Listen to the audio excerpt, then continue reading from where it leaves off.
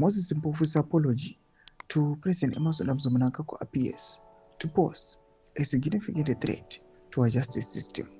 In an attempt to evade incarceration, Mpofu offers an apology to Mr. Mnangagwa rather than to the citizens of Zimbabwe whose public funds were allegedly mismanaged, or at least to the judicial system, which is presumably the one with the authority to show leniency or forgiveness to him this juncture of the trial.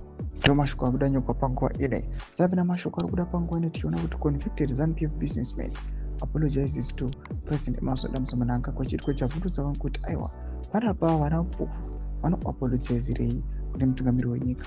Are they trying to expose mutungamiri wenyika kana kuti? Sabina mashuko akudanyo papangwa ine zvizere tichiona a statement ichitaura pamusoro pe apology. Don't subscribe or like on the bell icon. Tikina mu Newsday pamudanyo rachiti convicted ZANU-PF businessman Moses Mpofu has apologized to President Mnangagwa and expressed regret that the presidential gold scheme did not go as planned.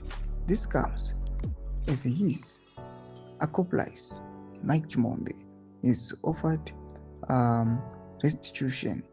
The two, who are set to be sentenced on Monday, were convicted last month for fraud involving a $7.7 million gold scheme.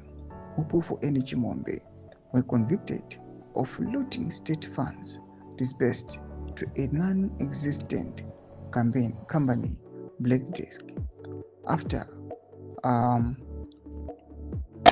winning a $87 million government tender to supply 85,000 goats, of which only 4,000 were delivered.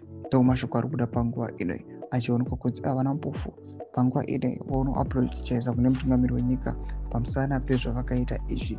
Pina kumese kuchemedu bodza mafunguro enyu mauti kudi pamusoro awa pe apology yavo. Pina kumese kuchemedu subscribe or like, check on the bell icon.